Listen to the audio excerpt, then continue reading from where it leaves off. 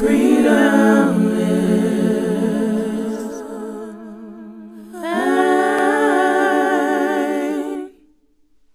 Hey guys! Today we're going to be talking about an activist and entertainer who was a personal hero of mine, the incredible Josephine Baker. She was a burlesque dancer turned anti-Nazi spy who spent her life advocating for civil rights and LGBTQ+ rights. She is one of a kind and I'm thrilled to tell you her story. Josephine Baker was born Frida Josephine McDonald in Missouri in 1906. She spent her childhood in poverty and from a very young age began working as a live-in domestic servant for white families in St. Louis. She was abused by her employers and survived by sleeping in cardboard shelters and scavenging for food from the trash. By the age of 12, Josephine had dropped out of school, and by the age of 13, she married her first husband, Willie Wells, though the marriage lasted less than a year. She was married again at the age of 15, this time to a man named Willie Baker, and that same year she moved to New York. Josephine arrived in New York at the height of the Harlem Renaissance, a social movement pioneered by black artists and intellectuals,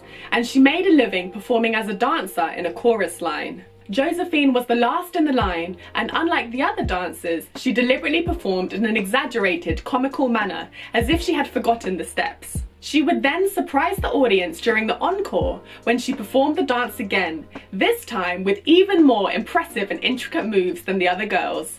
Josephine divorced her second husband, aged 19. In 1925, as her career began to take off, she sailed to Paris, where she landed her first big break in a show called Les Revues Nègres, where she performed at the prestigious Théâtre des Champs-Élysées. Unlike the stifling racist climate of segregationist America, in Paris, Josephine found that her blackness was deemed exotic rather than disgusting. She garnered huge success for her semi-nude erotic dancing and did a successful European tour. One of the most iconic moments in her career came in 1926, when Josephine, aged 20, performed the Danse Sauvage at the Folies Bergère.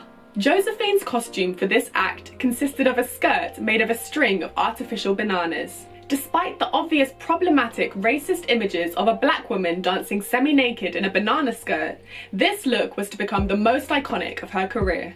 Josephine became the most successful American entertainer in France, admired by Ernest Hemingway, Picasso, and Jean Cocteau.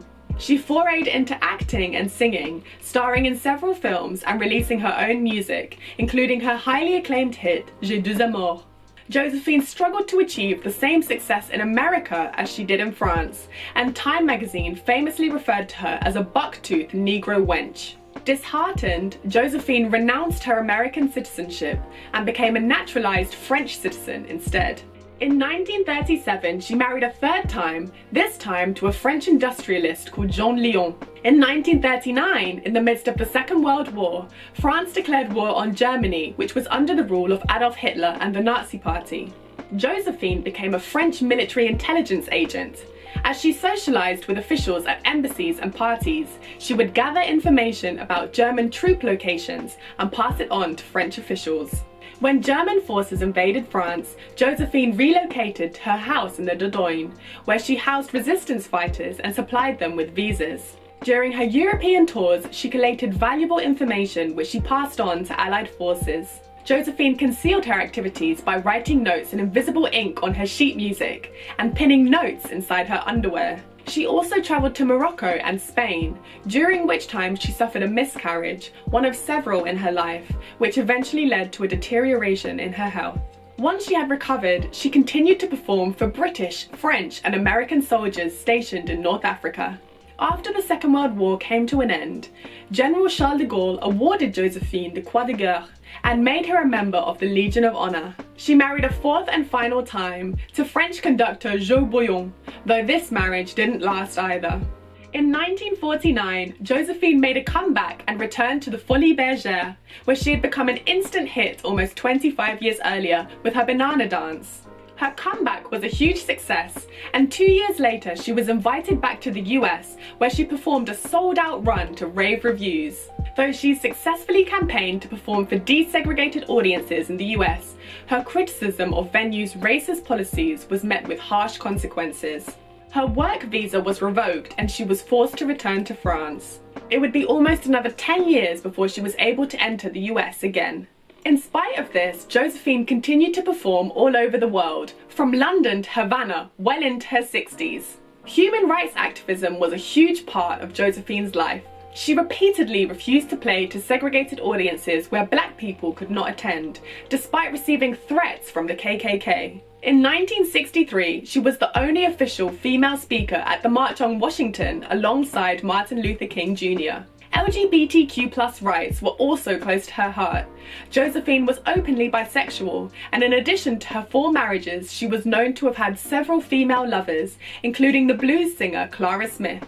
Although she suffered several miscarriages and never had any biological children, Josephine adopted 12 children of various ethnicities, which she called her Rainbow Tribe. She wanted to prove that children of different races and religions could still be brothers and sisters and love one another. Though she went through financial difficulties in later life, in 1975 she staged her final performance, celebrating 50 years in show business. The packed-out audience included Mick Jagger, Diana Ross and Liza Minnelli. Josephine died 4 days later, aged 68. She was found lying peacefully in her bed, surrounded by glowing reviews of her performance. Thousands of people attended her funeral, and Josephine was the only American-born woman to receive full French military honours. Today, her house in the Dordogne is open to the public. Visitors can see her outfits, family photographs and her Legion of Honor medal. Her legacy and her message live on, as she once famously said, "All men can live together if they wish to." Freedom.